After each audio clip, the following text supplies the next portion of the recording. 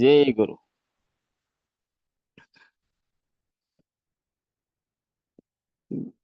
గురు బ్రహ్మ గురు విష్ణు గురుదేవో మహేశ్వర గురు సాక్షాత్ పరబ్రహ్మ తస్మై శ్రీ గురవే నమః.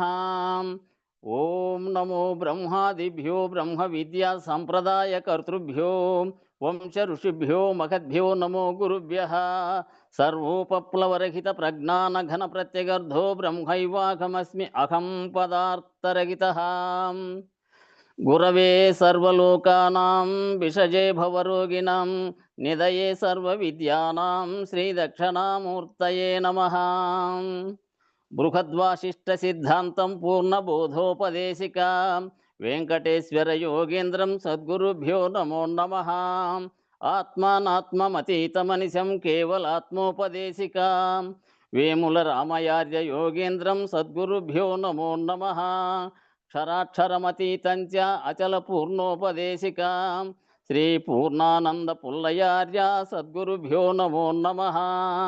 ద్వయాత్మరహిత సిద్ధాంతం పరమపురుష ప్రబోధకా శ్రీ వివేకానంద సుబ్బయార్య సద్గురుభ్యో నమో నమః.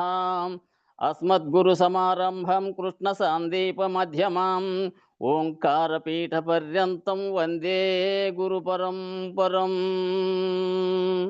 జై సద్గురు ప్రభు మహారాజుకు జై.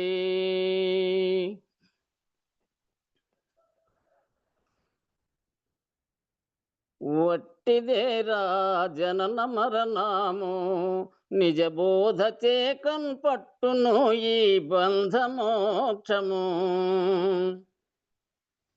వట్టిదేరా జనన మరణము పుట్టిగిట్టని బయలు గనలే నట్టి భ్రాంతే గాని ఎన్నడు పుట్టనే లేదు ప్రపంచము. వట్టిదేరా జనన మరణము కర్తలేని కయ్యమిది ఎవరా ఈ ఎరుకకుండే కారణంబులు తెలియబోవురా. కర్తలేని తన్ను తాగను కర్మ జగముల బంధమగు ఈ వర్తమానము తెలియకలలో వచ్చికను పడి మేలు కొన్నను.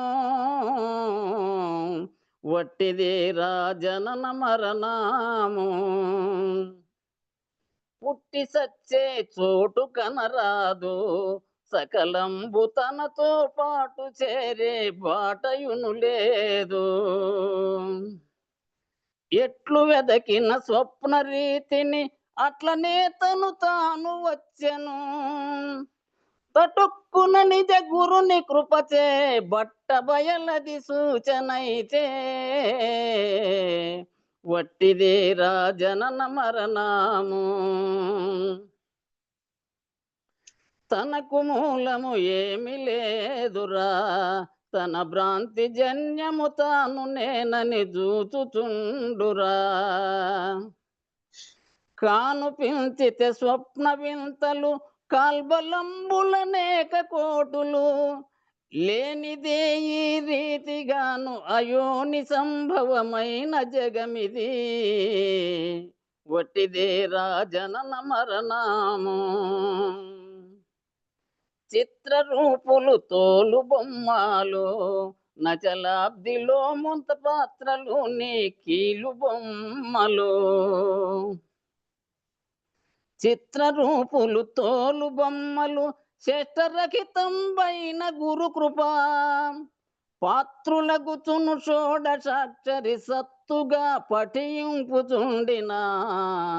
వట్టిదేరా జనన మరణము నిజ బోధ చేకన్ పట్టును ఈ బంధమోక్షము.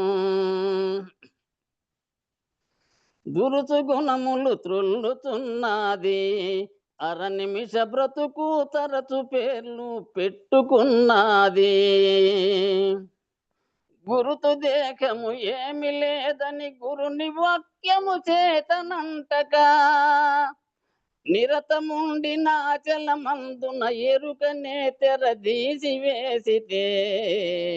వట్టిదేరా జనన మరణము నీవు నేనని నిక్కుచున్నావు, దశ దిశల నీకు నిండియున్నదెరుగకున్నావు. కేవలము మనలోన వెలుపల స్థావరంబగు బయలుగాంచిన నీవు నేనిక నిల్వ భూమి భావమందున సర్వకాలము వట్టిదేరా జనన మరణము. పంచభూతాధారమైనది ప్రపంచమందున మంచి శబ్బలు లేకయున్నది. ఎంచి లెక్కకు మించి రూపులు సంచితంబుగా పోల్చుకున్నది. పంచదశయను శస్త్రమును సంధించి కలమేల్కాంతి తేనిది వట్టిదేరా జనన మరణము. మూటిలో వెలి నిండియుండిన పరమాత్ముడేల్చురి కోటీశ్వరు కరుణ పొందిన మేటియకు శ్రీ గుంటుపల్లి కోటిలింగయ స్వానుభవమి. సూటిగనుగొని ఎరుక విడచిన సూరిజనులకు వారికెల్లను ఒట్టిదేరా జనన మరణము. నిజ బోధ చేకన్ పట్టును ఈ బంధమోక్షము. జై సద్గురు ప్రభు మహారాజుకు జై. గురు పరంపరమకు జై. జై గురు. జై గురు. జై గురమ్మ. జై గురమ్మ. జై జై గురు. అందరికీ జై గురు.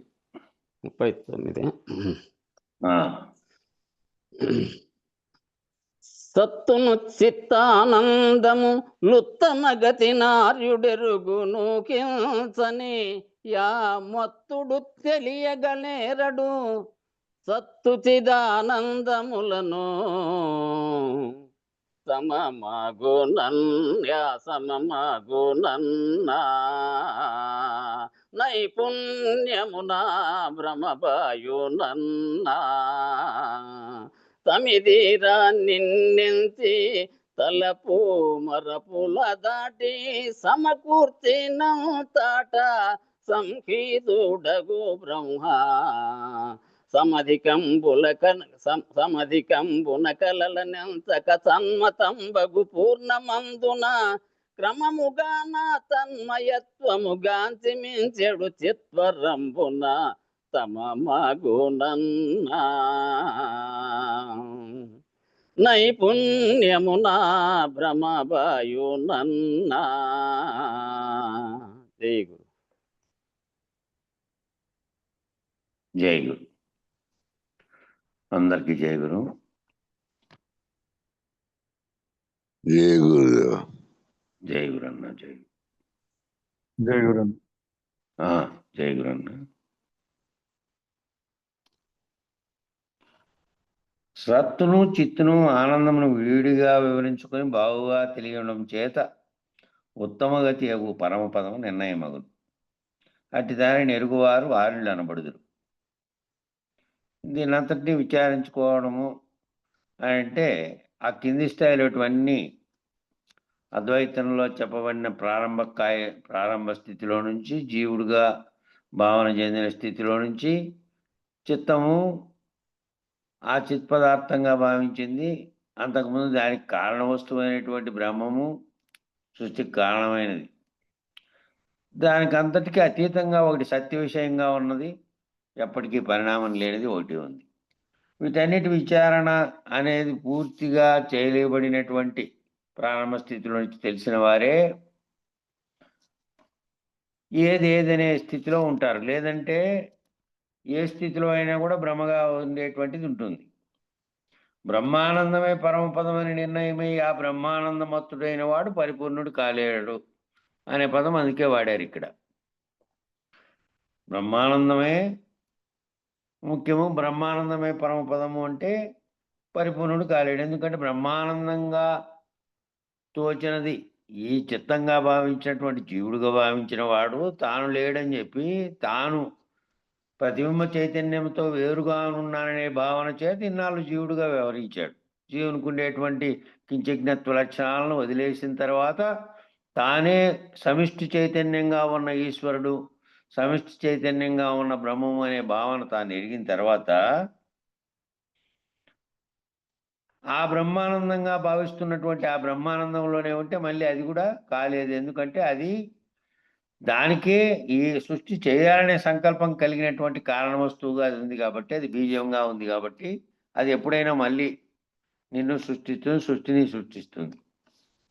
కాబట్టి దాంట్లో మత్తుడైనటువంటి వాడు ఇప్పుడు వీళ్ళంతా ఆ స్థితిలోకి పోయి నువ్వు సాక్షిత్వ భావనలో ఉండి నువ్వే బ్రహ్మము, జగత్తు మిథ్యగా ఉన్నది, జగత్తు బ్రహ్మ జగము జీవుడు అన్ని మాయేను కేవలం బ్రహ్మంగా ఉన్నది మాత్రమే సత్యము అని చెప్పారనుకో.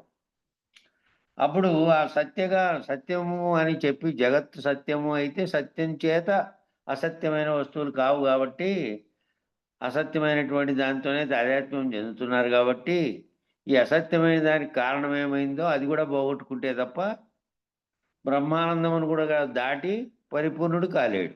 లేదంటే బ్రహ్మానందం అనే మత్తులో ఉండిపోయిట్టాడు. సత్తు చిత్తు ఆనందములను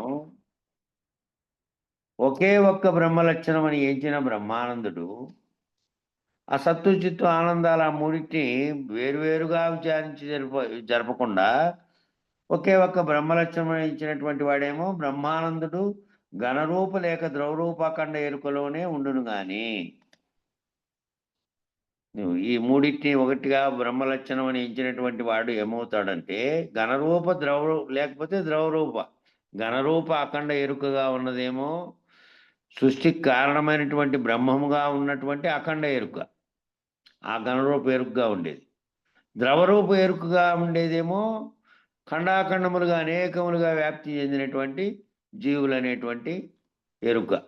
ఇట్లా రెండు అనేక రకాలుగా ద్రవీకరించబడిన రూపంలో కానీ బ్రహ్మానందం రూపంలో ఘనరూప ఎరుకలో దాంట్లోనైనా ఉంటాడు, దీంట్లోనైనా ఉంటాడు, కానీ ఎరుకను వేడలేడు. ఆ రెండింటి స్థితిని కూడా విచారణ జరిపి ఆ రెండింటిని దాటినటువంటి స్థితిలోకి పోవాలి. ద్రవరూప ఘనరూపఖండ ఎరుకలుగా భావించిన నేనే బ్రహ్మముననేటువంటి బ్రహ్మజ్ఞానంతో బ్రహ్మానందంతో ఆ స్థితిలో ఉన్నప్పటికీ కూడా తాను ఘనరూప అఖండ ఎరుకలో ఉన్నట్టే లెక్క. జీవలక్షణాలతో ఉండి మళ్ళీ నేననే అహంతో ఉంటేనేమో ద్రవరూప ఎరుకలో ఉన్నట్టు, ఖండాఖండములైనటువంటి అనేకులుగా తోస్తున్నటువంటి జీవులుగా ఉన్నట్టు. కాబట్టి ఈ రెండు స్థితుల్లో ఉన్నా కూడా ఎరుకను వీడేకే వెళ్ళలేదు, ఎరుకను వీడడు. కేవల సత్తే పరిపూర్ణము కానీ చిత్ప్రకాశం సత్తు కానేరదు. కేవల సత్య పదార్థంగా ఏ పరిణామ వికారములు లేకుండా ఏదైతే ఉన్నదో ఎప్పటికీ మార్పు లేకుండా అది మాత్రమే పరిపూర్ణంగా ఉంటుంది. కానీ దాంట్లో మార్పులకు కానీ చేర్పులకు కానీ కదలికలకు కానీ ఏ పరిణామ వికారములు లేవు. దాంట్లో కలుగుట కలగకపోవుట రహితమగుట ఏ చర్యలు లేవు, ఏవి కూడా ఏ వికారములు లేవు అది పరిపూర్ణంలో. కాబట్టి దీంట్లో కలిగేటువంటివన్నీ దాంట్లో ఆనందం కూడా లేదు. ఆనందము ఇవన్నీ కింది స్థాయిలో వచ్చేటివే కాబట్టి చిత్శక్తి వలన. కాబట్టి ఏం తెలుసుకోమంటున్నాడు? కేవల సత్తే కాదు ప్రకాశము సత్తు కానేరదు. ఎప్పటికీ ప్రకాశం అనేదే లేదు అది అందులో. కాబట్టి కనుక సత్తు చిదాత్మ భ్రాంతిని నైపుణ్యంతో గురుకృప వలన తెలుసుకున్నవాడు ఆ చిత్తు అనేటువంటి దాంతో ఆత్మగా ఉన్నటువంటి జీవుడుగా సమిష్టి ఆత్మగా ఉన్నటువంటి బ్రహ్మముగా ఏవైతే ఉన్నాయో వాటిని ఆ భ్రాంతిని నైపుణ్యముతో గురుకృప వలన తెలుసుకున్నవాడు. నైపుణ్యముతో గురుకృప వలన అంటే ఒక్కొక్క దాన్ని విడగొట్టుకొని కింది నుంచి ఒక్కొక్క భ్రాంతి నుంచి దాటుకుంటూ పోయిన తర్వాత మళ్ళీ దాని స్థితిలోకి రాకుండా ఎదుగుతూ పోయినటువంటి వాడు. మెట్లెక్కుతూ పోయిన తర్వాత ఒక్కొక్క దాన్ని దాటుకుంటూ పోయినట్టు అట్లా దాటుకుంటూ ఎవరైతే వెళ్ళారో అట్లా విచారణతో రెండింటిను నైపుణ్యంతో గురుకృప వలన తెలుసుకున్నవాడు అన్నారు. నైపుణ్యం అదే గురుకృప వలన ఏ భావన చెందుతున్నామో దాంట్లోకి విచారణ చేసుకుంటూ పోయేవాడు. గ్రంథములు చదివే వాళ్ళేమో శాస్త్రశక్తి, తర్వాత దానికి తోడైనటువంటి గురువు యొక్క గురుభక్తి వల్ల తాను పొందగలుగుతాడు కొంత. ఇక శాస్త్రంలో జోలికి పోకుండా కేవలం గురువుతోనే వినుకుంటూ ఉండేవాళ్ళు దీర్ఘకాలంలో ఏమవుతారంటే ఒక్కొక్క దాన్ని అనుభవపూర్వకమైన అర్థంలోకి తీసుకొని దాన్ని అధిగమించిపోయేకి ప్రయత్నం చేయాలి. గురుపుత్రులైనటువంటి వాళ్ళు ఆ గురువు దగ్గర శుశ్రూషలు చేసి తెలుసుకునేవాళ్ళు. కాబట్టి ఈ తెలుసుకున్న వారు ఏమవుతుంది అంటే చిత్శక్తి వలన జరిగే ఈశ్వరలీలను భ్రాంతిగా ఎంచును. అట్ట గురుకృప వలన నైపుణ్యంతో తెలుసుకున్నవాడు ఈ చిత్తం అనేటువంటి దీని శక్తి వలన జరిగేటువంటి ఈశ్వరలీలను అంటే జగత్తుగా పరిణమించి దాంట్లో జరుగుతున్నటువంటి పరిణామాలు, దానికి అనుగుణంగా జీవుడు ఎవరైతే వ్యవహరిస్తున్నారో ఆ ఈశ్వరలీలకు అనుగుణంగా దీని అంతటి భ్రాంతిగా ఎంచుతాడు. కేవలం నేను చరించేటువంటి స్థితి అని కాకుండా సర్వము ఏదైతే చెలిస్తున్నటువంటి బ్రహ్మాండంగా చెలిస్తున్నటువంటి ఈశ్వరలీలగా దాంతో నేను వ్యవహారం చేస్తున్నటువంటి ఈ రెండూ కలిపి భ్రాంతిగానే చూస్తాడు. రెండూ లేవు, వ్యష్టి ఎరుక సమిష్టి ఎరుకగా ఉన్నటువంటివే ఇవి చిత్శక్తి వల్ల జరిగేటివి. దాన్ని అంతటి కూడా ఈశ్వరలీలగా భ్రాంతిగా నేర్చుతాడు. అందువల్ల వానికి ఏమవుతుంది, అటువంటి ఆ విధంగా ఎంచినటువంటి వాడు జగత్ జీవ ఈశ్వర భ్రాంతి నుంచి విడుదలగును. జగత్ అనేటువంటి భ్రాంతి, ఈశ్వరుడు అనే భ్రాంతి, మళ్ళీ జీవుడు అనేటువంటి భ్రాంతి, 3 రకాలైనటువంటి భ్రాంతులు ఉన్నాయి, జగత్తుతో ముడిపడి ఉన్నాయి. ఇవన్నీ కలిపి ఒక జగత్తుగా అయింది. అందులో బ్రహ్మాండాన్ని నడిపే సూత్రధారిగా ఈశ్వరుడు ఉంటే దాంట్లో నుంచి ప్రతిబింబ చైతన్యంగా ఉన్నటువంటి జీవుడు పాత్రధారిగా అవుతున్నాడు.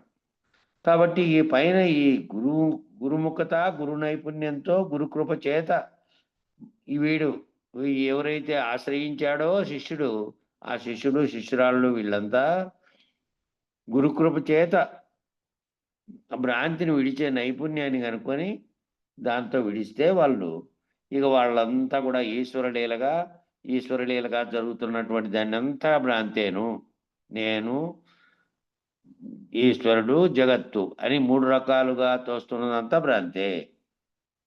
కాబట్టి అందువలన జగత్ జీవ ఈశ్వర భ్రాంతి నుంచి విడుదలవుతాడు. విడుదలయ్యి దానికి సృష్టి కారకముందు ఏదైతే పరిపూర్ణంగా ఉన్నదో, స్వతసిద్ధంగా ఉన్నదో ఆ భావన చెందేక అవకాశం అవుతుంది. ఈశ్వరీయ జ్ఞాన విస్మృతితో అది లేనిదని నిర్ణయంతో దాటిపోవును. ఈశ్వరీయ జ్ఞానంగా చెప్పబడినటువంటి అఖండ ఎరుక అనేది దాని విస్మృతితో, దాని స్మృతి లేదు. విస్మృతి అంటే దాన్ని మరవడం, స్మృతి అంటే గుర్తులో పెట్టుకోవడం. దానిని విస్మరిస్తాడు, ఇంకా దాంతో పని లేదు. ఇంకా అంతకాలం ఈ విచారణలో భాగంగా నీవు దాన్ని దాటుకునే కోసం ఇవన్నీ చెప్పారు కింద నుంచి. ఇక అది లేనిదని నిర్ణయం అయిన తర్వాత, అది కూడా భ్రాంతి అని నిర్ణయం అయిన తర్వాత దాన్ని దాటిపోతావు. స్మృతిలో అది ఉండకూడదు. కనుక చిత్ బ్రహ్మ యొక్క సంకల్పంతో సృష్టి ఏర్పడి వికల్పం కలిగినప్పుడు లయమగుచుండగా అట్టి తలపు మరపులను దాటిపోమ్ము. కాబట్టి చిత్తం నీలోనే ఏది చింతిస్తోందో, ఏది సంకల్పిస్తోందో ఆ చిత్తమనే బ్రహ్మం యొక్క సంకల్పంతో, ఆ చిత్తం అనేదే సమిష్టిగా తీసుకున్నప్పుడు అదే బ్రహ్మం. ఆ బ్రహ్మం అనే సంకల్పంతో సృష్టి ఏర్పడింది. మళ్ళీ వికల్పం కలిగినప్పుడు లయం అవుతోంది. కాబట్టి అవి రెండు ఏంటివి అంటే తలపు మరపు. ఆ రెండు ఏంటివంటే ఎరుక మరపులు. అవే ఎరుక కలిగింది అంటే సృష్టి కలిగింది, మరపు కలిగింది అంటే లయం అయిపోయింది.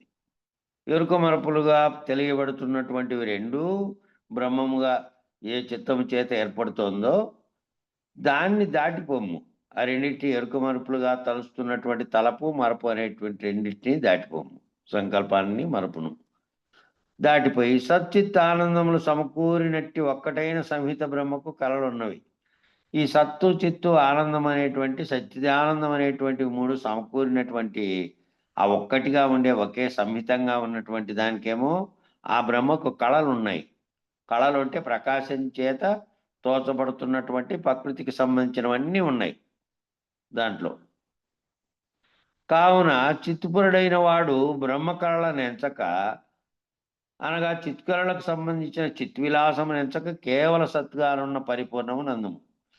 ఇక ఒక్కటే ఈ సంచిత బ్రహ్మ కళలు ఉన్నాయి కాబట్టి చిత్పరుడైనటువంటి వాడు, చిత్తం నుంచి పరమును తెలుసుకునే చిత్పరుడైనటువంటి వాడేమో ఈ బ్రహ్మ కళలుగా ఎంచేటువంటి చిత్తుకు సంబంధించినటువంటివి ఏ కళల చేత అయితే ప్రకాశించే ప్రకృతిలోని సర్వము దృశ్యంగా నీలో తోచబడుతోందో అదంతటిని ఎంచకుండా, అదన్నీ గుర్తులో పెట్టుకోకుండా, అవన్నీ స్మృతిగా భావించకుండా దానిని దాటుకున్నటువంటి వాడు, కేవల సత్తుగానున్న పరిపూర్ణంగా ఉన్నటువంటి దాన్ని మాత్రమే తన భావనలో ఉంటాడు. ఈ మూలం లేని గుర్తెరిగే శరీరం ఏమీ లేదు, ఈ బయలుగా బయలుగా ఉన్నది, బయలుగా ఉన్నటువంటి దాంట్లో మరొక్కటి లేనే లేదు. ఈ కళలుగా కనపడుతున్నటువంటి బ్రహ్మ కళలుగా కనపడుతున్నటువంటివన్నీ కూడా ప్రకాశ స్వరూపమైనటువంటి స్థితిలో కనపడుతున్నటువంటివే, ఇవన్నీ ఏమి నిజానికి లేనివి అని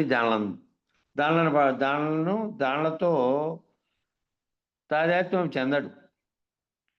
బ్రహ్మ కళలుగా కనబడేటువంటి దాని చేత, చిత్తు విలాసము చేత కనపడుతున్న దాంతో తాదాత్మ్యం చెందడు.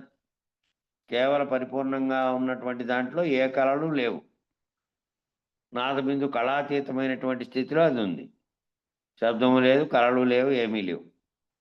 శబ్దము, కళలు, దానికి సంబంధించిన ప్రకాశం అంతా బ్రహ్మం దగ్గర నుంచి కిందికే, ఆ స్థితిలో నుంచి కూడా దాటుకున్నటువంటి వానికి లేవు. చిత్ కళలుగా కండ ఎరుకలైనటువంటి ఈశ్వరుడు, జీవుడు, జగత్తు వృద్ధి క్షీణ పరిణామములు కేవలం సన్మాత్రమందు అలవాటు పడి తన్మయమగును. ఇవన్నీ ఎక్కడ అలవాటు పడినాడు అంటే జీవుడు బ్రహ్మముగానున్నది, దానితో ఈశ్వరుడుగా ఉన్నది, జీవుడుగా, జగత్తుగా, ఆ జగత్తు అనేది ఏర్పడి ఆ జగత్తులో మళ్ళా అనేక జీవులు ఏర్పడి మళ్ళా వృద్ధి చెంది మళ్ళా క్షీణించి పరిణామములు చెందడం అనేది అంతా కూడా ఎక్కడ జరుగుతుంది అంటే ఈ కనపడుతున్నటువంటి వాడు జీవుడుగా ఉన్నటువంటి స్థితిలో వాటిని అనుభవిస్తూ ఆ అనుభవంలో అవి కేవలం ఏమైనాయి, ఆ సన్మాత్ర యందు అలవాటు పడి తన్మయమవుతూ ఉన్నాడు. ఏవైతే అలవాటు పడినాడో అవి అనుభూతులుగా మిగిలిపోయి తనలో వాటికి అలవాటు పడి దాంతో తన్మయం చెందుతూ ఉన్నాడు. నేను జీవుణ్ణి, నా చుట్టూ ఉన్నటువంటి బంధాలు ఏర్పడినవేమో శారీరకంగా ఏర్పడినటువంటి బంధాలుగా ఉన్నాయి, అనేకాలుగా ఉన్నాయి. చూస్తున్న దృశ్య ప్రపంచము ఉంది. విచారణ జరుపుకుంటూ పోయిన వానికి బ్రహ్మం కారణంగా ఉన్న అఖండ ఎరుక దాకా నేను అనేకాలుగా తోస్తున్నవన్నీ కూడా ఒకప్పుడు మూలం లేని గుర్తెరిగేరు కానీ ఒకే ఒక వస్తువు నుంచి వచ్చినాయి, సృష్టి అయినాయి. ఇవన్నీ కూడా ఒక్క బ్రహ్మం అనేటువంటి సృష్టికి కారణమైనటువంటి వస్తువుగా ఉన్నాయి. అది అఖండ ఎరుకగా ఉంది. అనేక ఎరుకలుగా మారినటువంటి జీవులుగా,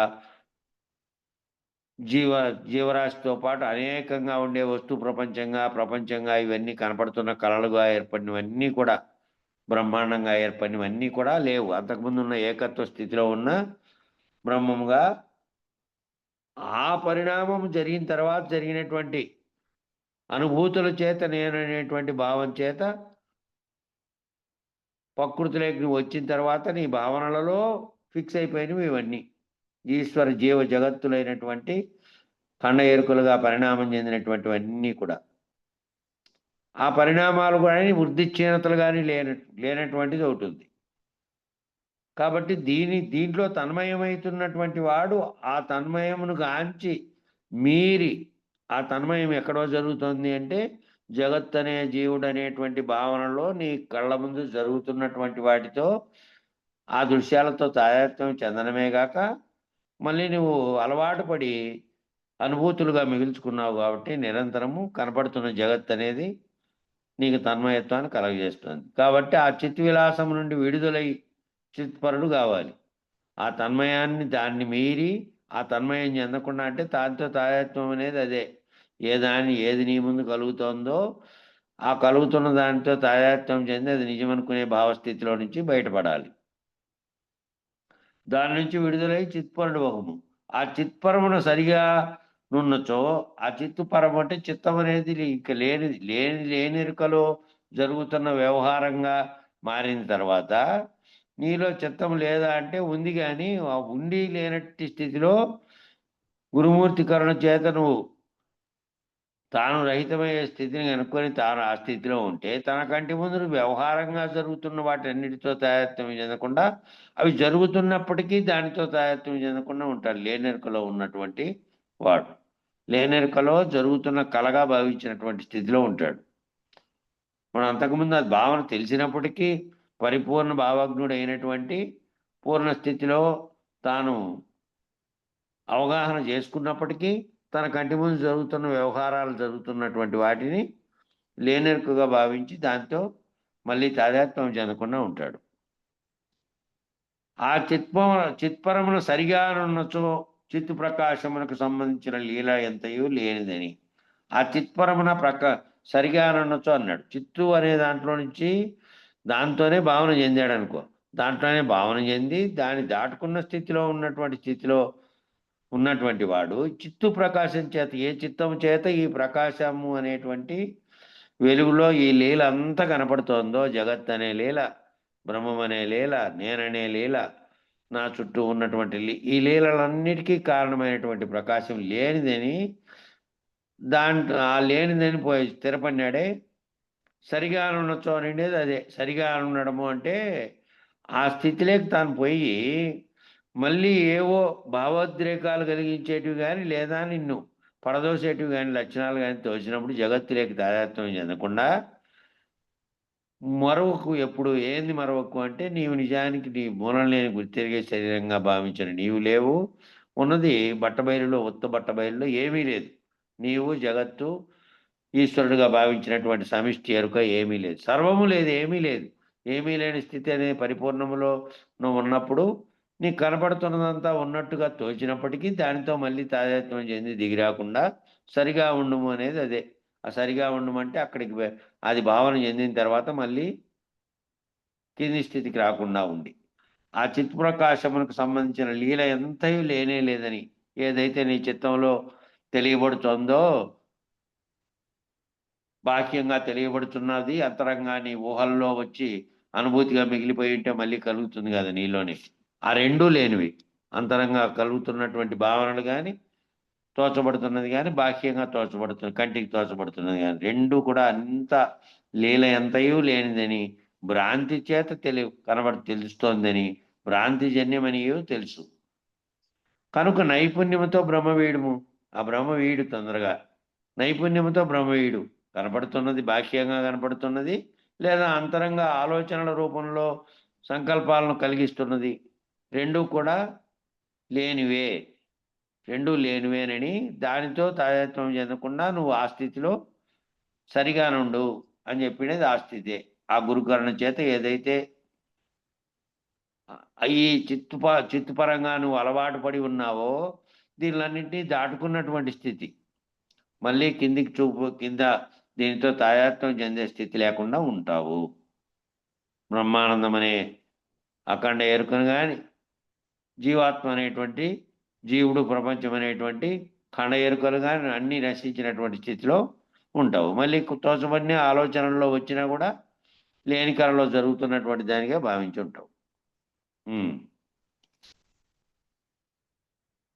సత్తే పరమగు బ్రహ్మము, చిత్తే జగమునకు నాది చిద్రూపము, యుత్పత్తి స్థితి లయముల సంపత్తి అటంచార్యులెల్లా పరికింతురయ్యా. ప్రత్యక్షమంది గురిగాంతురయ్యా. పరిపూర్ణ జ్ఞప్తిలో పాలించి కడమించి నిరవాధికం బాగు నిజ రూపమానేరు. కరణముల ఖండించి పైగొను కల్పితంబుల కడకు దిమ్ముతూ పరివృతం బగు బట్ట బయలున బ్రాగి నిలచెడు తన్మయత్వము పరికింతురయ్యా. ప్రత్యక్షమంది గురిగాంతురయ్యా. జై. ఇది చూడండి. సచ్చిత్ ఆనందముల సంహిత బ్రహ్మ ఎప్పుడైతే చిత్పరుడగునో అప్పుడు కేవల సత్తరబడు పరబ్రహ్మమగును. చిత్తు మాత్రమే అయిన తన చిత్తశక్తి క్రియోన్ముఖమైనప్పుడు ఆ బ్రహ్మకు ఆనందం కలిగి ఆ ఆనందం వలన సృష్టి సంకల్పం కలిగినది. అది ఏ జగములకు ఆది. చిత్రూపమే సృష్టి స్థితిలయములకు హేతువు.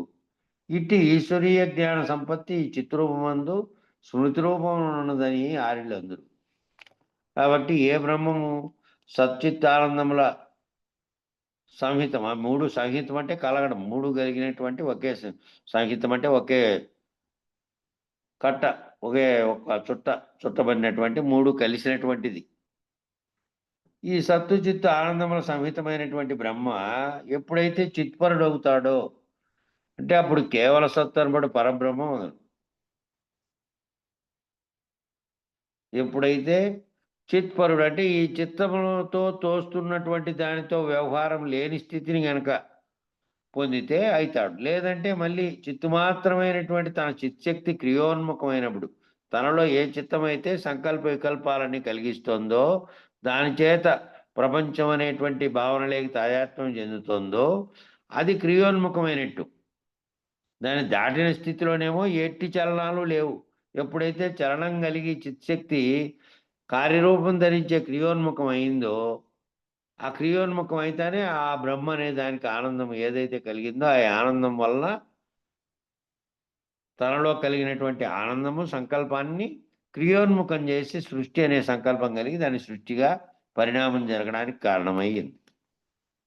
ఆ పరిణామం జరగడానికి కారణమైనది ఏమిటి అంటే అతనిలో ఉన్నటువంటి చిత్శక్తి క్రియోన్ముఖం కావడం. అది ఏ జగములో కాది. ఆ జగము తయారు కావడానికి అదే మొదలు. చిత్రూపమే సృష్టి స్థితిలయలకు హేతువు. ఆ చిత్రూపంలో ఏ సంకల్పాలు కలుగుతున్నాయో వాటి కార్యరూపమే ఇది. కాబట్టి ఆ కార్యరూపం చేతనే సృష్టి స్థితిలయాలకు కారణమవుతుంది.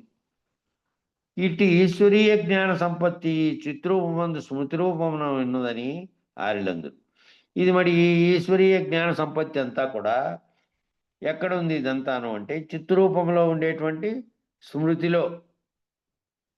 ఆ ఈశ్వరీయ జ్ఞానం అంతా చిత్తము అనేటువంటి దాంట్లో స్మృతి రూపంలో, స్మృతి అంటే గుర్తుగా ఉన్నటువంటి దాంట్లో ఓ గుర్తు ఉందన్నమాట. అది ఆ గుర్తుగా ఉండి అది మళ్ళీ వస్తోంది. సృష్టికి కారణమైనటువంటి క్రియోన్ముఖమైనప్పుడల్లా సృష్టి కారణంగాను, క్రియోన్ముఖము నుంచి విరమించి పరమును జరిగినప్పుడేమో దాని నుంచి విడిపోయినటువంటి స్థితిలో, దాని నుంచి విడిపోతే ఏదైతే సంకల్ప వికల్పాలు కలుగుతున్నాయో ఆ గుర్తులోంచి గుర్తురహితమైతే, ఆ గుర్తులోంచి గుర్తును పోగొట్టుకుంటే ఏది గుర్తుగా ఉన్నదో అదే మళ్ళీ ఆ గుర్తుగా ఉన్నది మళ్ళీ సంకల్పించినప్పుడు అవుతోంది. కాబట్టి అఖండ ఎరుకగాయి సృష్టికి కారణమై మళ్ళీ జీవ జగత్తులన్నీ తోచబడుతున్నాయో అది స్మృతి రూపంలో ఉంది, చిత్తు రూపంలో ఉంది అని ఆర్యులందరూ. వారు దీనిని పరీక్షించి వార్తిక నిర్ణయం చేసుకొని ప్రత్యక్షపరచుకొని ఉండిరి. వాళ్ళంతా పరీక్షించి దీన్ని వార్తిక నిర్ణయం చేసుకొని వార్తిక నిర్ణయం చేసుకున్న తర్వాత మళ్ళీ దీనిని భావన చెందడానికి అప్పటి వరకు ఈ విచారంతో పొందినటువంటి దాంతో నిర్ణయం అయిన తర్వాత మళ్ళీ వాళ్ళకి తోచినప్పటికీ కూడా తోచిన దాంట్లో తాయత్వం చెందరు. ఆ తోచడానికి కారణమైంది ఏదో ఏ స్మృతిలో అది ఉన్నదో, ఈశ్వరీయ జ్ఞాన సంపత్తిగా ఉన్నదో ఏ స్మృతిలో, ఆ స్మృతిలో నుంచి క్రియోన్ముఖమై సృష్టికి కారణమవుతోంది. కాబట్టి ఆ స్మృతిలో నుంచి క్రియోన్ముఖం కానికుండా చూసుకుంటే మళ్ళీ కారణ వస్తువుగా ఉండి సృష్టికి కారణమయ్యేది లేదు అని వాళ్ళు ప్రత్యక్షపరచుకొని ఉన్నారు. పెద్దలుగా ఉన్నటువంటి ఎవరైతే దాన్ని తాము దర్శించారో వాళ్ళు పిమ్మట పరిపూర్ణముకు సత్పై గురిగాంచిరి. వాళ్ళు ఏం చేశారు ఆ తర్వాత దీంట్లో ఉంటే ఈ చలనాలు ఆగిపోయే స్థితి ఉండదు. అప్పుడప్పుడుగా కలుగుతున్నటువంటి స్మృతి పథంలోంచి బయటకు వచ్చి క్రియోన్ముఖం అవుతున్నటువంటి సంకల్పాలుగా మార్పు చెందుతాయి. సంకల్పరహిత స్థితిని పొందాలి అని అంటే ఈ ప్రత్యక్షపరుచుకున్నటువంటి దాంట్లో నుంచి కూడా దాటుకోవాలి. దాటుకొని ఏ చలనాలు, ఏ భావనలు, ఏ కల్పనలు, ఏ సంకల్పము లేనటువంటి స్థితి ఏదైతే ఎప్పటికీ ఉన్నదో దాంట్లోకి పోతే మళ్ళీ కారణ వస్తువు అనే దాంట్లోకి దిగిరాకుండా పోయినటువంటి స్థితి. కాబట్టి పరిపూర్ణం అనే దాని మీద గుర్తుపెట్టాలి అనే దానిపై గురిగాంచారు వాళ్ళంతా. పరిపూర్ణము అనే స్థితి లేకపోతే దాంట్లో ఏ సంకల్ప వికల్పములు లేవు. అవి సృష్టికి కారణంగా వస్తువుగా లేవు. కాబట్టి తెలియబడుచున్నప్పటికీ తెలియబడుచుండే దాంట్లో నుంచి గురుకృప చేత దానిని దాటించే పద్ధతిని వారు ఎవరైతే దీన్ని దర్శించారో వాళ్ళే ఈ విధానాన్ని తాము భావించి ఆ విధానంతో దాటుకునే విధానాన్ని వాళ్ళే రూపొందించుకున్నారు వాళ్ళ భావనలో.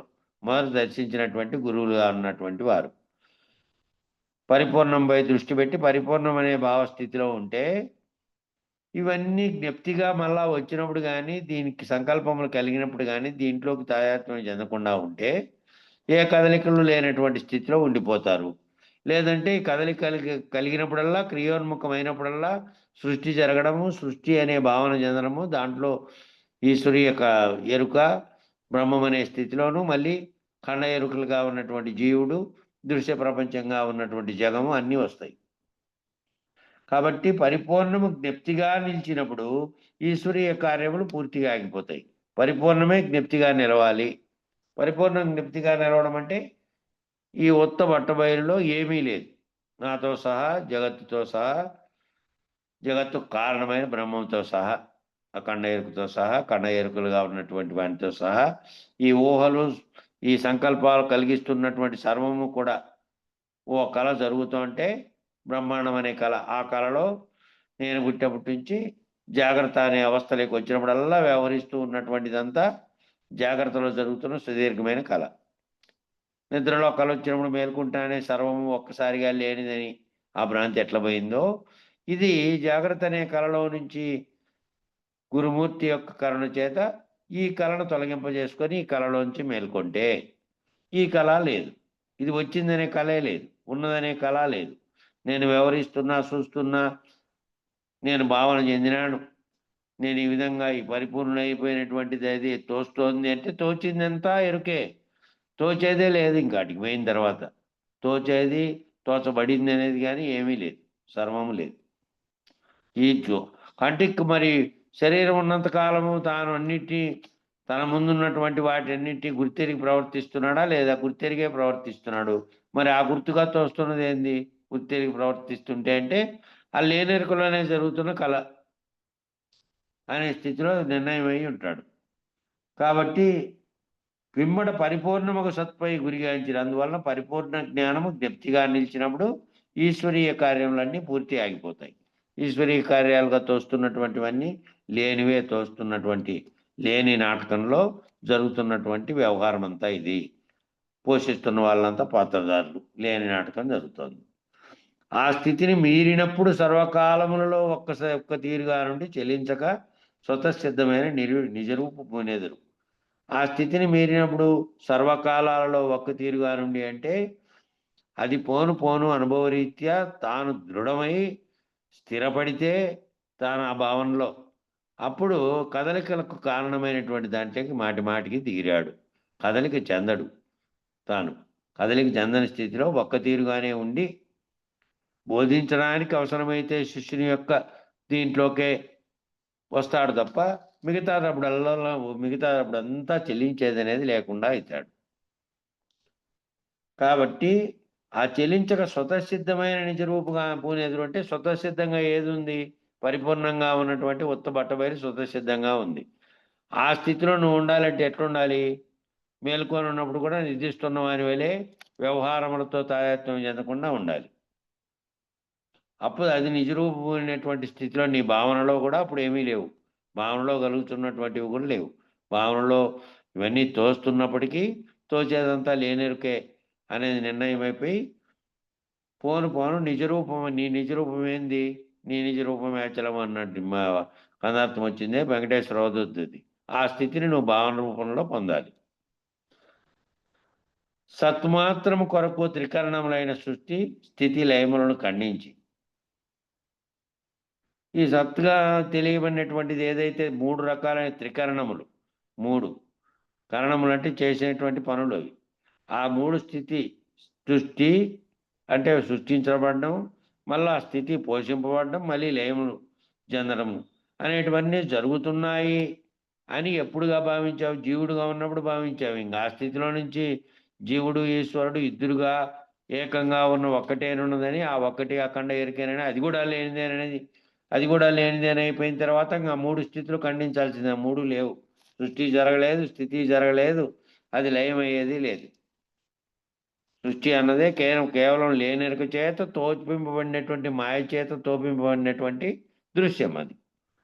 కాబట్టి అది ఖండించి, ఆ మూడింటిని ఖండించి తన ఈశ్వరత్వము తనను విడిచిపోగా ఇంకనూ జరుగుతున్నటువంటి సృష్టి స్థితిలయలు కల్పితములనియు, తన ఈశ్వర భావం ఏదైతే అఖండ ఎరుకగా ఈ జగత్తును సృష్టించింది అనే భావం కూడా లేకుండా పోతే ఎప్పుడూ కూడా ఉత్త బట్టబయలే ఉన్నది.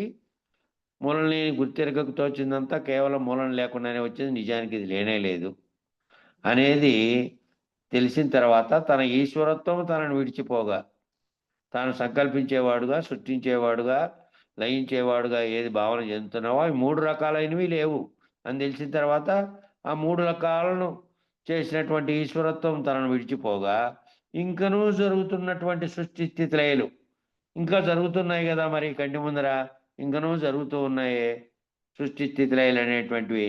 ఇతరులంతా జన్మిస్తున్నారు, వాళ్ళంతా పరిణామం చెందుతున్నారు, వ్యవహరిస్తున్నారు, మళ్ళీ వాళ్ళు మరణిస్తున్నారు, ప్రకృతిగా కనపడుతున్నది ఉంది, తాను ఉన్నాడు, మళ్ళీ తాను పెరుగుతున్నాడు, తాను పోతున్నాడు. ఈ భావనలన్నీ తన ముందు కలుగుతున్నాయి వ్యవహారములని. కాబట్టి ఇంకనూ జరుగుతున్నట్టి తాను తెలిసి ఆ స్థితిని పొందినప్పటికీ కూడా, తాను పరిపూర్ణ భావజ్ఞుడు అయినప్పటికీ కూడా తన ముందు జరుగుతున్నటువంటి సృష్టి లయలన్నీ కల్పితములనియు భ్రాంతిజన్యములనియు నిర్ణయమగును. అవన్నీ కల్పితాలని భ్రాంతి చేత నాలో ఇవన్నీ కలుగుతున్నాయి, అవన్నీ ఉన్నట్టుగా చూస్తున్నటువంటి భావన కలుగుతోందని భ్రాంతిజన్యములని నిర్ణయమగును. లేనివానిని లేనట్టు చేసుకునవలనన్నా భ్రాంతిలో తోచిన వాటిని తన నుండి బయటికి చిమ్మివేయవలను. లేని వాటన్నిటినీ లేనట్లు తెలుసుకోవాలి అంటే, లేనట్టు చేసుకోవాలి అంటే, లేనివన్నీ వచ్చినాయి, లేనివన్నీ తనలోకి వచ్చినవన్నీ పోగొట్టుకోవాలంటే అవి ఏ విధంగా ఏ రూపంలో భ్రాంతిగా నీకు తోచినాయో మళ్ళీ అదే రూపంలో ఆ భ్రాంతి పోగొడితే పోతాయి బయటికి. అంతవరకు అన్నీ వచ్చి చేరాయి, ఏవేవో చిన్నప్పటి నుంచి నీకు చెప్పిన, నేర్పిన, వ్యవహరించినటువంటివన్నీ ఫిక్స్ అయిపోయినాయి లోపల, అనుభూతి చేత ఫిక్స్ అయిపోయినాయి అవన్నీ నిజమనుకొని. కాబట్టి అవన్నీ ఏ భ్రాంతి చేత నీలోకి వచ్చి చేరినాయో వాటన్నిటిని విచారణ చేత నువ్వు బయటికి చిమ్మివేయవలను. బయటికి చిమ్మేయాలి అవన్నీ. ఏ భ్రాంతి చేత ఇదంతటిని నీవు భావిస్తున్నావో దాన్ని అంతటిని బయటికి చిమ్మే. ఎప్పుడైతే ఎరుక భ్రాంతి తొలగునో శేషించింది బయలేవు. ఎప్పుడైతే ఇవన్నీ చిమ్మేస్తే లోపల లేకుండా ఈ నేననేది, జగత్ అనేది, బ్రహ్మం అనేది ఈ భ్రాంతి చేత మళ్ళా మిగిలిగా ఏర్పడినటువంటి అనేక బంధాలుగా ఏర్పడినవి, వాటి మీద ఏర్పడిన నమ్మకాలు, వాటి మీద ఏర్పడిన నువ్వు పొందినటువంటి ప్రకృతితో పొందినటువంటి అనుభూతులుగా మిగిలిపోయినవి అన్నిటినీ కూడా అన్నీ కలగా భావించి అన్నిటినీ తోసిపుచ్చితే అన్నీ ఒక్కసారిగా తొలగించుకుంటే బయటికి దోసేస్తే ఇంకేదీ లేదు. ఎప్పుడైతే ఎరుక భ్రాంతి తొలగిందో అప్పుడు మిగిలింది ఏంది? బయలే ఉంది. బయలు తప్ప మరేమీ లేదు. బయలు ఎప్పటికీ ఉంది. సృష్టి ఉన్నప్పుడు, సృష్టి లేనప్పుడు, సృష్టి లయమైన తర్వాత అనేక సృష్టులు దీంట్లో జరిగి వచ్చిపోతూ జరిగినప్పటికీ అనేక సృష్టులు అంటే ఈ యుగము, ఆ యుగము, అంతకుముందు యుగము, అంతకుముందు యుగము, ఆ యుగాలన్నీ లేనే లేకుండా, సృష్టి లేకుండా ఉన్నప్పుడు కానీ మొత్తంగా లేనే లేకుండా ఎప్పటికీ ఇవన్నీ లేనటువంటిది ఒకటి ఉండనే ఉంది. అది ఎప్పటికీ ఉంది, అది పరిపూర్ణంగా ఉంది. దాంట్లో ఏ భ్రాంతి లేదు. శేషించేది అది ఎక్కడ శేషిస్తుంది? నీలో. అంతకుముందు శేషించిందంటే మరి అంతకుముందు ఏ విధంగా ఉండి అదేం పరిణామం చెందలే. పరిణామ వికారములన్నీ నీకు జరుగుతున్నాయి, దానికేం జరగలే. నీలో శేషించాలి. నీలో ఏంటంటే పరిపూర్ణం ఒక్కటే, అది తప్ప ఇంకోటి లేదనే భావన. ఇవన్నీ పోయిన తర్వాత మిగిలేది అదే. శేషించడం అంటే మిగిలిండేది. ఏం మిగిలిందయ్యా అంటే బయలు తప్ప మరేమీ లేదు అనేటువంటి భావన మిగిలింది నీకు. ఎందుకంటే నీకు ఇంతకాలము భ్రాంతి చేత ఇదంతా ఉన్నట్టు తోచింది కాబట్టి ఏదైతే తోచిందో నీకు ఇంతకాలము ఆ తోచిందంతా పోగా మిగిలిండే శేషించిండేది ఏంటంటే బయలు మాత్రమే. బట్టబయలందు లక్షించి ప్రాకి నిలిచినట్టు నీవు ఆ బట్టబయలైన దాన్నే లక్ష్యంగా పెట్టుకొని దాని మీదకి ప్రాకినావు అంటే దాని మీదకి ఎక్కుకుంటా పోయినావు ఈ కిందవన్నీ వదిలి. ఆ లేని ఎరుక స్థితి తన్మయమందెదు. ఆ లేనెరుక అనేటువంటి స్థితిలోకి తన్మయం కావాలంటే ఈ తోస్తున్న దానితో తాదాత్మ్యం ఎప్పుడైతే విడిపోతా పోతుందో దీన్నంతటినీ ఎప్పుడు కూడా ఎప్పటికీ ఏ స్థితిలోనూ మళ్ళీ ఎరుక భావం చెందకుండా లేనెరుక స్థితిలోనే ఉంటావో మళ్ళీ నీ కళ్ళ ముందు వ్యవహారం అనేది ఇంతకుముందు చెప్పారు కదా పైన ఆ ఉన్నట్టుగా ఇంకనూ జరుగుతున్నటువంటి సృష్టి స్థితిలయాలు కనపడతా ఉంటాయి కదా నువ్వు ఆ భావన చెందినప్పటికీ నీతో వ్యవహరించే వాళ్ళు నీ చుట్టూ ఉన్న వాళ్ళందరూ ఎవరుంటారు వాళ్ళు జీవ జగత్ భ్రాంతిలో ఉండే వాళ్ళు నీతో వచ్చి కలిసి మాట్లాడుతూ ఉంటారు జీవ జగత్ వాళ్ళతో మాట్లాడుతూ ఉంటే మళ్ళీ వాళ్ళకి సరిపోయినటువంటి మాట మాట్లాడకుండా మనం ఇది చెప్పలేం కాబట్టి వాళ్ళు కనపడుతున్నప్పటికీ అవన్నీ లేనెరుకలో ఉన్నట్టుగా నీవు భావన చెందాలి నువ్వు ఈ స్థితిలో నుంచి ఎగబాకినావు కాబట్టి దాన్ని బట్టబయలైన దాన్ని లక్షించి ఎగబాకినావు కాబట్టి లేనెరుక స్థితిలో నువ్వు తన్మయం చెందాలి మళ్ళీ ఎవరైతే నీ చుట్టూ ఉన్న దాంట్లో జరుగుతున్నట్టుగా భావిస్తే మళ్ళీ దాంట్లోకి తన్మయం చెందకుండా ఈ విధంగా ఆర్యులు పరీక్షించి నిర్ణయించగా బయలును ప్రత్యక్షపరచుకుంది ఈ విధంగా ఆర్యులు అంటే పెద్దలు ఎవరైతే మనకు పరంపరగా చెబుతున్నారో దక్షిణామూర్తి దగ్గర నుంచి నేటి వరకు ఇప్పుడున్నటువంటి మీ గురువుల దాకా ఎవరైతే చెప్పుకుంటూ వచ్చారో వాళ్ళందరూ వాళ్ళ భావస్థితిలో ఇదంతటిని పరీక్షించి నిర్ణయించుకొని బయలును తనలో ప్రత్యక్షపరచుకుండ్రి ఆ బయలును తనలో ప్రత్యక్షపరచుకున్నటువంటి స్థితిలో వాళ్ళు ఉన్నారు ఆ గురువులుగా ఉన్న వాళ్ళు కాబట్టి వాళ్ళు బయలుటకు దేశకులకు గురుకృపచే గురిని గాంచిరి వాళ్ళు బయలు పొందడానికి ఏం చేశారు ఆ గురువులుగా ఉన్న వాళ్ళు అంతకుముందు దేశకులు ఎవరైతే పరంపరగా వచ్చినటువంటి దక్షిణామూర్తి స్వరూపంగా ఉన్నటువంటి వాళ్ళే దేశకులు మిగతా అందరూ కాదు వాళ్ళందరూ రహితమైనామనేటువంటి భావనలో ఉన్నప్పటికీ రహితపరచుకొని దేని ఆకర్షణకి దేని యొక్క ప్రకృతి స్థితుల్లోకి దిగజారకుండా ఉన్నటువంటి భావనతో ఉన్నటువంటి వాళ్ళు ఆ భావనతో ఆ పరంపరలో దక్షిణామూర్తి స్థితిని అందుకున్నటువంటి వాళ్ళు దేశకులైనటువంటి అటువంటి దేశకులైన గురుకృప చేత బయటపడినారు ఇప్పుడు బయటపడి బయలయ్యి ఆ బయలైన గురిని గాంచి ఆ బయలు స్వరూపులుగా ఉన్నారు గురువులుగా ఉన్నవాళ్ళు కాబట్టి అంతా కూడా కేవలం అంతా దేశకులైనటువంటి గురుకృప చేత మాత్రమే ఆ గురిని తెలుసుకునేకి తెలుసుకునేకి దాన్ని కాంచిరి అంటే దాన్ని చూశారు తన భావంలో చూశారు అది ఆ స్థితిని తెలుసుకున్నారు వాళ్ళు అని అర్థం కానీ నెక్స్ట్ అది మానవ దేవతలాదిగా మానవ జాలములు భ్రమతే సతుల మాయిక గుఖ్య స్థానమున జిక్కి తేనెను బడి జచ్చు ఈగ తీరు కన్గొనారు చిత్పరమైన దారి కన్గొనారు కారుణ్యమైనట్టి కను చూపులో మించి పోరి నిర్గుణమంద పురిగోన నేరక సారెకు భ్రమల జిక్కి స్వాత్మతన్మయమంద జాలక తారుమారైతమములో బడి దారుణం వగు పుట్టు చావులు తీరు కన్గొనారు చిత్పరమైన దారి కన్గొనారు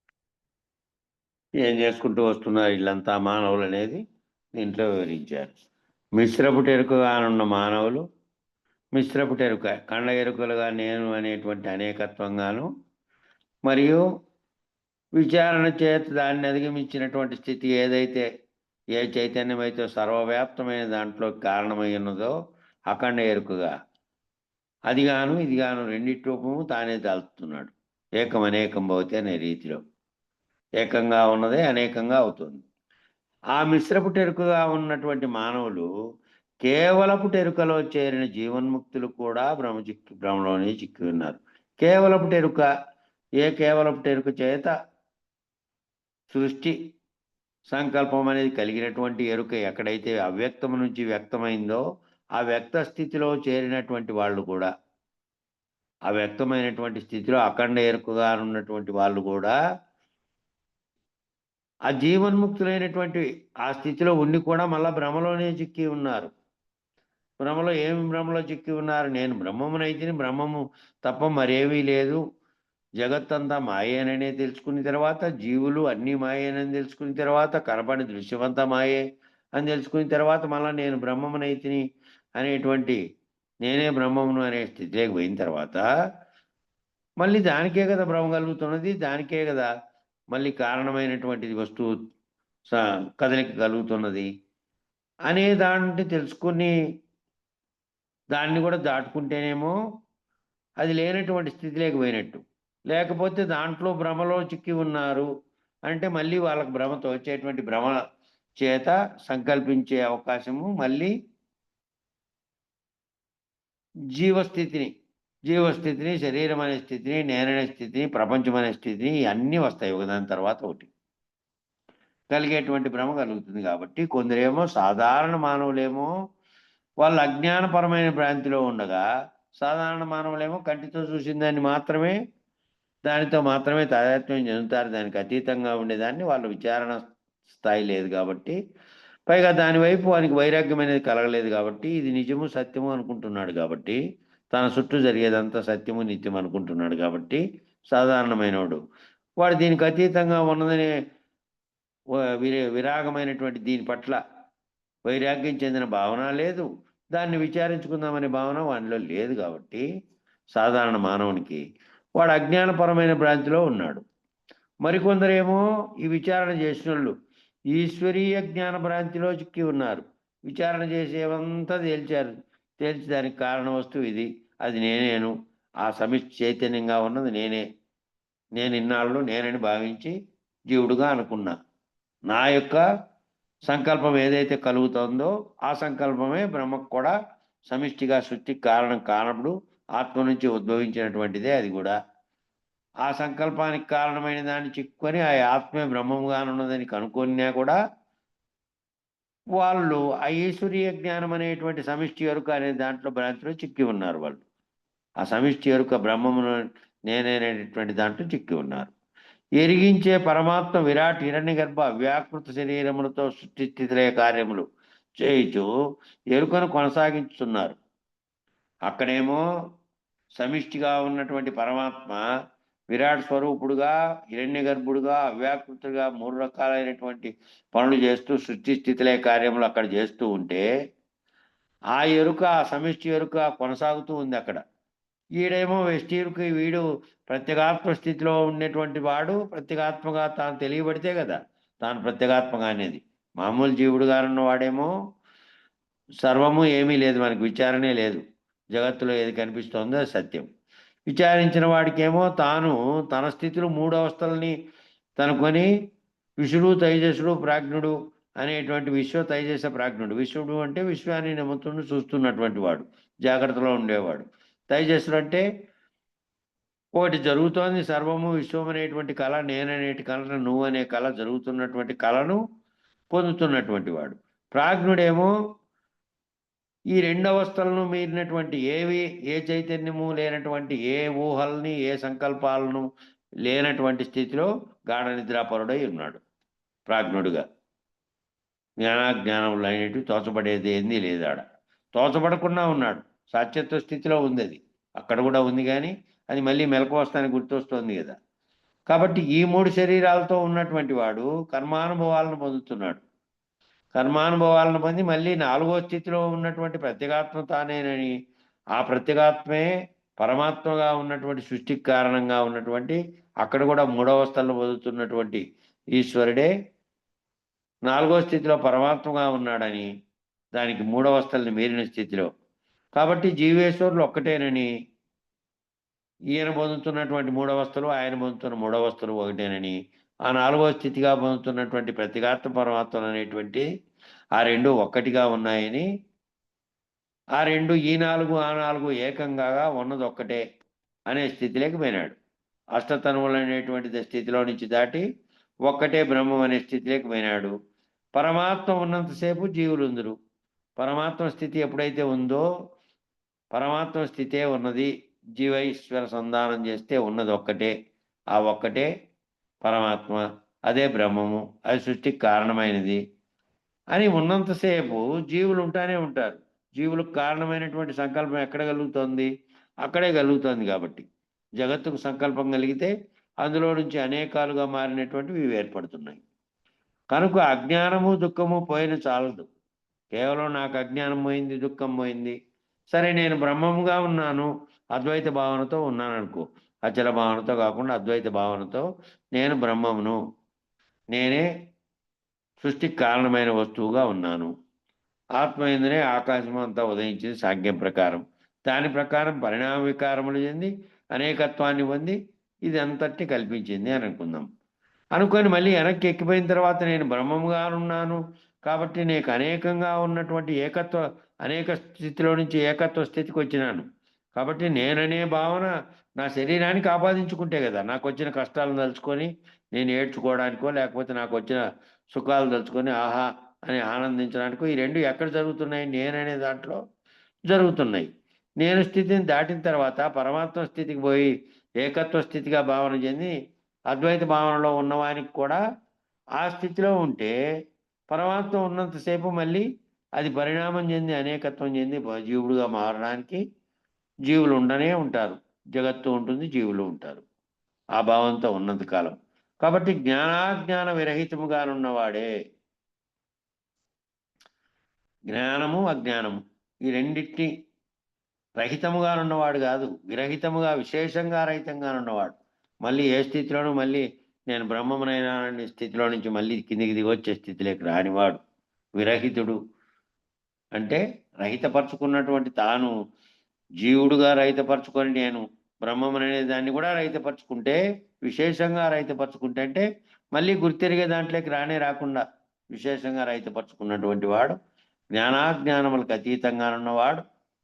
ఇప్పుడు ఈ రెండు పేర్లు కూడా ఇక్కడే మనోళ్ళకే పెట్టినారు చూడండి వాళ్ళు, మన పెద్దలు. జ్ఞానాజ్ఞాన అతీతానంద అశ్వత్థార్యులు, విరహితానంద వెంకటదాచార్యులు ఇవి పెట్టింది నేను. కాబట్టి ఈ రెండు దానిలను పెట్టేటువంటి దానిలో భావార్థం అది. ఈ రెండు స్థితిలో నుంచి దాటుకున్నటువంటి వాడే ముక్తులని తెలియవలను. జ్ఞానాజ్ఞాన రహితుడైనటువంటి వాడు ఈ రెండింటినీ విరహితంగా విశేషంగా రహితపరుచుకున్నటువంటి వాడు ముక్తులని తెలియవలను. ఏమాత్రం మళ్ళీ దాంట్లో ఉన్నటువంటి స్థితిలో నుంచి నేను ఈ స్థితిలో ఉన్నాను, ఈ స్థితిలో ఉన్నాననేది కూడా లేదు. ఇంకా దాంట్లో ఆ స్థితిని తెలిపేదే లేదు, స్థితే లేదు. కాబట్టి పరమాత్మగా ఉన్నటువంటి స్థితిలోకి పోయిన తర్వాత కూడా మళ్ళీ అక్కడ కూడా మోసం జరిగి మళ్ళీ ఈ స్థితిలోకి వచ్చేది ఉంది. కాబట్టి పరమాత్మ స్థితిగా భావించబడిన అద్వైత స్థితి కాదు, ఆ ఎరుక స్థితి, ఎరుక రహితం, సంపూర్ణంగా రహితమైనటువంటి స్థితిలో పరిపూర్ణంగా భావన చెందాలి అనే దాన్ని అంతటినీ ఎరిగి ఉండాలి. అంటే ఎరుగుచున్నందున ఎరుక ఏదో రూపంలో మిగిలియే ఉన్నది. ఎరుగుచున్నందున ఎరుగుతున్నావు కదా, పరిపూర్ణుడిగా భావన చెందినటువంటి వారికి ఇంతకుముందు పేరాలో వచ్చింది, ఇంతకుముందు మనం అయిపోయినటువంటి కథార్థములు తెలియబడేది అనేది ఉండనే ఉంటూ కార్యం జరుగుతూనే ఉంది నా ముందర. ఇట్లా అయినప్పటికీ కూడా జరుగుతున్నటువంటి వాడిని అవి లేనెరుకలో జరుగుతున్నటువంటి కళగా భావించి వాడు దానితో తాయాత్మ్యం చెందననే విషయము ఇంతకుముందు దాంట్లో వచ్చింది. కాబట్టి ఇప్పుడు కూడా ఏమవుతుంది? ఎరుగుచున్నందున ఎరుక ఏదో రూపంలో మిగిలిగే ఉన్నది. పరమాత్మ అనే స్థితిలోకి పోయిన తర్వాత అది కూడా ఎరిగిస్తూ ఉంది కాబట్టి, అదే సంకల్పిస్తూ ఉంటుంది కాబట్టి, ఏదో ఒక సందర్భంలో సంకల్పించి ఎరుగుతూ ఉంది కాబట్టి ఎరుక ఏ రూపంలోనో మిగిలితే ఉంటుంది. ఆ మిగిలి ఉండే ఎరుకే మళ్ళీ మిగిలిన దాన్ని కల్పించక పూనుకుంటుంది. కాబట్టి ఇట్టి ఎరుక భ్రాంతిలో పడిన జీవన్ముక్తులు కూడా పరమాత్మానుభవం అనేది తీయటి జ్ఞానమును ఆస్వాదించు తేలిలో పడుచున్నట్టు ఈగవలే మృత్యువు పొందుతున్నారు. ఈ పరమాత్మానుభవం పొందినటువంటి వారు అద్వైతులుగా ఉన్నటువంటి వారికి పోల్చారు ఇది. ఎవరైతే ఎరుక భ్రాంతిలో పడినటువంటి ఉన్నప్పటికీ దాంట్లో నుంచి జీవన్ముక్తులైన మేమని జీవన్ముక్తులుగా భావించే పరమాత్మానుభవం అనేటువంటి ఏకత్వ భావన, అనేకత్వ భావన వీడి ఏకత్వ భావన అయినటువంటి అఖండ ఎరుక అయినటువంటి దానికి కారణమైన బ్రహ్మముగా తామే భావన చెందినప్పటికీ నేను అనేటువంటి ఆ పేర్లుగా నామరూపాత్మకమైన భావాలుగా తలుచకుండా నేను పలానా అయ్యప్పను, పలానా వెంకటప్పను, పలానా ఇంకోటో అనుకుంటే కదా ఆ దానికి సంబంధించినటువంటి అప్పులు, భావనలు, సుఖాలు, కష్టాలు, నష్టాలు ఇవన్నీ ద్వంద్వములన్నీ దానికే ఉన్నాయి. దాన్ని మీరిన స్థితిలో ఏకత్వ భావన పొందినటువంటి ఈ సృష్టికి అంతటికి కారణమైన బ్రహ్మము నేను అంటే దాంట్లో సకలము ఈ కింద ఉన్నాయి, అన్ని సంపదలు దాంట్లోనే ఉన్నాయి, బాధలు దాంట్లో, దుఃఖములు దాంట్లో, అన్ని దాంట్లో ఉన్నాయి. కాబట్టి వెష్టిగా భావించే స్థితి లేదాడ. వెష్టిగా నేను దుఃఖం పొందడమో సుఖం పొందడమో రెండూ లేనటువంటి స్థితి ఉంది అక్కడ. ఆ స్థితిని పొందినప్పటికీ కూడా ఆ స్థితిలో తాను పరమాత్మానుభవం అనే తీయటి జ్ఞానమును ఆస్వాదిస్తూ కూడా మళ్ళీ ఏమవుతున్నారంటే ఆస్వాదించి బయటపడాల. ఆస్వాదించి దాంట్లో ఉంటే తేనెలో పడి చచ్చునట్టు ఈగవలే మృత్యువు వంచున్నాడు. తేనెటీగా దాంట్లో నుంచి తాచుకొని వచ్చి తెచ్చి ఇక్కడ పెట్టెలో పెట్టిన తర్వాత దాన్ని ఆస్వాదించి మళ్ళీ దాంట్లో నుంచి పోతుంది, మళ్ళా పెట్టెలోకి సమకూరుతుంది. కానీ తేనెగా తయారైన దాంట్లోకి వచ్చింది అనుకో, ఒకటి తేనెటీగ కాకుండా ఈగ ఒకటి ఏదైనా పూర్తి తయారైన దాంట్లో పడిందంటే అది కూడా మళ్ళీ దాంట్లో నుంచి బయటికి రాలేదు. అది బంకగా ఉండే జిగురు పదార్థంలో చిక్కి పడి చచ్చినట్టు ఈగవలే మృత్యువు పొందుతున్నాడు. జ్ఞానేని నేను భావించినటువంటి వాడు కూడా ఎవరైతే పరమాత్మానుభవంతో నేను బ్రహ్మముననే భావస్థితికి పోయినవాడు కూడా ఈ ఈగ ఎట్లబడి చస్తుందో దాంట్లో ఆ తేనెలేక పడి చచ్చినట్టుగానే చస్తూ ఉన్నాడు తాను కూడా. ఆ దాని స్థితిలో నుంచి బయటికి పడలేక, అది లేనెరుకలో ఉన్నటువంటి అది కూడా కారణమైన వస్తువు అదే కాబట్టి దాన్నే మొత్తం రహితపరుచుకున్నటువంటి గురు మెలకువ చేత తాను పరిపూర్ణ భావజ్ఞుడై కనపడుతున్నది తాను ఆ స్థితిలోకి పొందినప్పటికీ కనపడుతున్నదంతా లేనెరుకలో జరుగుతున్న దాంతో పొంది తాను బ్రహ్మమును అనేది కూడా వదిలేసినటువంటి స్థితిలో ఏమీ లేనటువంటి సంకల్ప వికల్పం లేని స్థితిలోకి పొందినటువంటి దాన్ని పొందే రహస్యము తెలుసుకోనలేక, దీని రహస్యము తెలుసుకోనలేక, గురుమూర్తి చేత ఈ రహస్యాన్ని పొందలేక సత్ చిత్తు ఆనందములు అనేటువంటి అచలమైన సత్మాత్రమును వేరు చేసుకొనలేకను చిత్తుకు పరమగు విధమును కనుగొనలేకను పోతున్నారు. ఇవి ఏం చేస్తున్నాడు అక్కడి నుంచి అంటే సత్తు చిత్తు అనేటువంటి ఆనందములు ఏ సచ్చిదానందం అనే స్థితిలో ఉంటున్నాడో ఆ బ్రహ్మానందం అనేది కూడా లేనిది. నిజానికి ఆ బ్రహ్మానందం అనేది కూడా దాటిన స్థితిలోకి పోవాలి. ఏ రకమైన ఆనందములు లేవు దాంట్లో. అచలంగా ఉండేటువంటి సత్సూత్రం, అచలంగా ఉండేటువంటి ఆ ఉత్తమమైనటువంటి ఆ మంచి సూత్రాన్ని ఏ సూత్రం అయితే గురుమూర్తి చేత తెలుసుకొని తాను బయటపడాలో ఆ సూత్రం తెలుసుకొని వేరు చేసుకొనలేక దీంట్లో నుంచి వేరు చేసుకొని ఉండాలి. మళ్ళీ ఈ విచారణలో ఈ కింది స్థాయిలో నుంచి బ్రహ్మానందమును నువ్వు పొంది జీవుని స్థాయి నుంచి పోయినప్పటికీ దాంట్లో నుంచి కూడా వేరు చేసుకున్నటువంటి స్థితి లేకపోతే ఏం జరుగుతుంది అంటే చిత్తుకు పరమగు విధమును కనుగొనలేక, ఆ చిత్తము కలుగుతున్నటువంటి చిత్తమే బ్రహ్మమునకు, ఆ బ్రహ్మమునకు పరమైనటువంటి స్థితి కనుగొనలేక పోతున్నారు. ఆనందం అనే భావం చేత జగత్ జీవుల యొక్క కరుణ కలిగిన పరమాత్మ తన వెలి చూపును మరల్చి లోపలి కారణమును విమర్శించగా తన ఈశ్వరీయ జ్ఞానమైన సృష్టి స్థితిలైన జ్ఞాన స్మృతి రూపమేనని తెలిసింది. అనగా బ్రహ్మమూలమైన మూలా విద్య తెలిసింది కనుక ఈ జ్ఞాన స్మృతిని వీడవలను.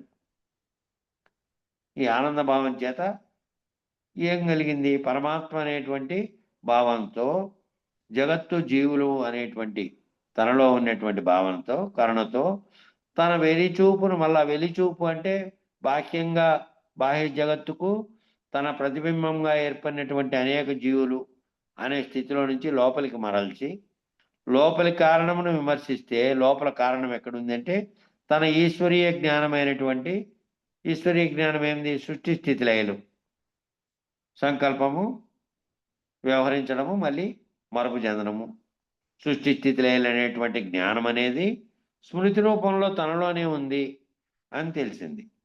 అనగా బ్రహ్మమూలమైనటువంటి మూల విద్య ఎక్కడుంది అంటే ఆ ఈశ్వరీయ జ్ఞానం అనేటువంటి దాంట్లో లోపల స్మృతిలో ఉంది. ఆ స్మృతి అనేటువంటి గుర్తులో ఉంది కనుక ఈ జ్ఞాన స్మృతిని వేడవలను. ఏ జ్ఞానం చేత తనలో ఇదంతా తెలిసిందో ఆ జ్ఞానం అనేది కూడా ఒక గుర్తే, ఆ జ్ఞానం అనేది కూడా స్మృతి, ఆ జ్ఞానం అనేది కూడా లోపల ఉన్నటువంటి జ్ఞాపకం. జ్ఞానం కూడా ఆ జ్ఞాపకంగా ఉంది, జ్ఞాపకంగా ఉండి మళ్ళీ కలగజేయడానికి కారణమవుతుంది. కనుక తన లోచూపును కూడా బయటి చూపునే కాదు, బయటి చూపుగా ఉన్నదేమో బాహ్యంగా ఈశ్వరుడు అనేటువంటి సమిష్టికర్త, బాహ్యంగా ప్రపంచాన్ని సృష్టించుకొని దాంట్లో తన ప్రతిరూపమైన బింబాలను సృష్టించుకొని జీవులుగా మార్చుకొని దాంట్లో నుంచి అంతా మళ్ళా విరమించుకుంటూ పోయిన తర్వాత తాను అఖండ ఎరుకగా ఉన్న బ్రహ్మస్థితిలో నుంచి మళ్ళా తన లోపలికి చూసుకొని ఎక్కడైతే ఈ స్మృతి అనేది లోపల కలుగుతోందో ఆ లోపల కలుగుతున్న స్మృతితోనే దీనంతటికి కారణమైంది ఉందని దాన్ని కనుక్కొని ఆ జ్ఞానం ఏ జ్ఞానం అయితే నీకు ఫస్ట్ ఉదయిస్తోందో ఆ జ్ఞానమును కూడా రహితం చేసుకుంటే లోచూపును బయలు లక్ష్యంతో మించినచో లోచూపు అనే దాన్ని ఏం చేయాలి?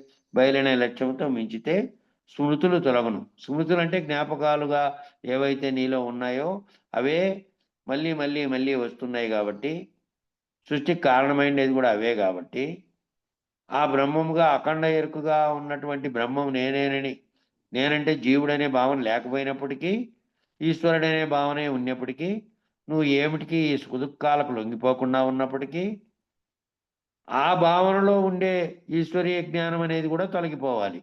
ఆ జ్ఞానం కూడా అది కూడా గుర్తుగా ఉంది కాబట్టి ఆ గుర్తుగా తొలగిపోకపోతే అది మళ్ళీ లోపల భావన చెందుతుంది. బాహ్యంగా భావన చెందని స్థితి ఉన్నప్పటికీ లోపల మళ్ళీ దాంట్లో ఉంటుంది కాబట్టి ఏం చేయాలి అని అంటానంటే ఆ జ్ఞానస్మృతిని కూడా వీడాలి.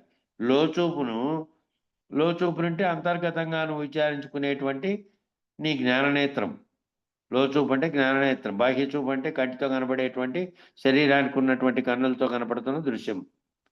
లోచూపును బయలు లక్ష్యంతో కనుక మించిపోతే స్మృతులన్నీ తొలగిపోతాయి. ఏవైతే గుర్తులుగా ఉన్నాయో అవి తొలగిపోతాయి. తుదకు ఫలితంగా నిర్గుణం అందెదరు.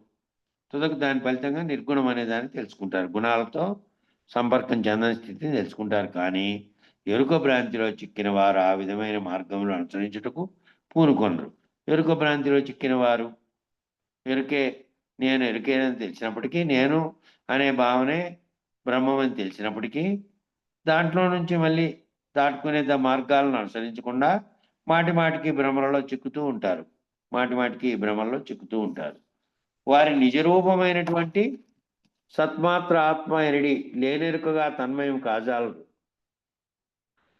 వాళ్ళ నిజరూపంగా ఉండేటువంటి ఆ సత్మాత్రంగా ఏదైతే ఉన్నదో పరిపూర్ణంగా ఉన్నటువంటి దాంట్లోనేమో ఏ రకమైనటువంటి దానికి కారణం లేనటువంటి ఆస్కారమే లేనటువంటి స్థితిలో ఉన్న దాంట్లో తన్మయం చెందాలి అని అంటే ఇదంతా లేనెరుకగా భావన చెందినటువంటి ఈ ఆత్మ అనేది కానీ ఈ సత్తు చిత్తు వీటికి కలుగుతున్న ఆనందం అనేటువంటి మూడు లేనటువంటి ఆత్మ అనేదే లేనెరుకగా తన్మయం కాజాలరు. ఎందుకంటే చిత్శక్తికి లోబడి సత్చిత్ బ్రహ్మమే పూర్ణమని ఎంచుచు చిత్తంలో కలిగేటువంటి ఏ శక్తి చేతనైతే సంకల్పాలు కలుగుతున్నాయో దాంట్లో చిక్కుకుంటూ దాని చేత కలుగుతున్నటువంటి సత్తు చిత్తు బ్రహ్మము అనేటువంటి అదే పూర్ణం అనుకొని ఎంచుతూ చిత్తుకు పరమైనటువంటి పూర్ణాన్ని తెలియజాలక తారుమారుగా భావిస్తున్నారు. ఇప్పుడు ఆ ఒక్కలైనే ఇప్పుడు అద్వైతానికి ఆచారానికి కొద్ది తేడాను చూపిస్తున్నటువంటి లైన్ అదే. ఆ ఒక్క దాంట్లోనే ఉంది అంతే తేడా. వాళ్ళు ఆడదాకా ఆ విచారణ చేసినప్పటికీ ఇదే విచారణలో తామా బ్రహ్మమని ఆ స్థితిలోకి పోయినప్పటికీ మళ్ళీ సంకల్పించడానికి కారణమైనటువంటి జ్ఞాపకమైనటువంటి గుర్తులు లోపలే ఉన్నాయి. బాహ్యంగా కాదు, లోపలగా భావన ఏది చెందుతుందో దాంట్లో ఉన్నాయి. ఆ లోపల లోచూపులో ఏ జ్ఞానం అయితే గుర్తుగా మిగిలిపోతుందో ఆ గుర్తురహితం కావాలి అనేది ఆచార్యుడు చెప్పిండేది. ఆ విధంగా తమస్సులో పడి సాధారణంగా జీవన్ముక్తులైన వారు కూడా జనన మరణమందు చిక్కి నిజమైన జన్మరణ రాహిత్యాన్ని తీరును కనుక్కోలేరు. ఆ విధంగా ఎవరైతే అటువంటి అజ్ఞానాన్ని పొందినారో జీవన్ముక్తులై కూడా మళ్ళా వాళ్ళు ఏమవుతారు? జననమరణ చక్రంలో చిక్కిపోతారు. వాళ్ళు చిక్కి జననమరణ రాహిత్యమైనటువంటి తీరును కనుక్కోలేరు. ఆ సంకల్పించిన స్థితులు ఏవైతే ఉన్నాయో తనలో జ్ఞాపకాలుగా పెట్టుకొని ఉంటారు. ఆ జ్ఞాపకాల చేత చింతన చెందుతూ లేదంటే ఆ జ్ఞాపకాలతో ఆనందాన్ని పొందుతూ ఏవైతే ఉన్నాయో అవి మొత్తముగా విడిపోయినటువంటి స్థితిలో లేకుండా అది మళ్ళీ మొలకెత్తేటువంటి స్థితిలో ఉండి మళ్ళా రాహిత్యమైన తీరును కనుక్కోలేక చిత్తుకు పరమైన దారి తెలియలేరు. ఆ చిత్తుకు పరమైనటువంటి దారి ఏ చిత్తమైతే సంకల్పిస్తుందో దానికి పరమైనటువంటి దారి తెలియలేరు కాబట్టి బట్టబయలు పద్ధతికి వారు ప్రయత్నించరు. అటువంటి స్థితిలోనే అదే ఆనందమై అదే బ్రహ్మస్థితి అని, ఆ బ్రహ్మస్థితిని నేను పొందినానని అక్కడే సంతృప్తి చెందేవాళ్ళు ఆ స్థితిలో నుంచి బట్టబయలయ్యే పద్ధతికి మాత్రం వాళ్ళు ప్రయత్నించలేకుండా ఉంటారు. సమయం సరిపోయిన దాటికి అది అక్కడికి పూర్తి చేద్దామని కొనసాగించినాం. మంగళము మంగళంబు మహనీయ గురునికి మంగళంబు సర్వులు శరణు కోరే సాధు స్వరూపునికి మంగళంబు మంగళం గురుదేవాయ మహనీయ గుణాత్మనే సర్వలోక శరణ్యాయ సాధురూపాయ మంగళం. జై సద్గురు ప్రభు మహారాజుకు జై. శ్రీ పూర్ణానంద పుల్లయార్య సద్గురు ప్రభు మహారాజుకు జై. శ్రీ వివేకానంద బండారు సుబ్బయార్య సద్గురు ప్రభు మహారాజుకు జై. గురు పరంపరమకు జై. గురు భక్త మండలికి జై. జై గురు.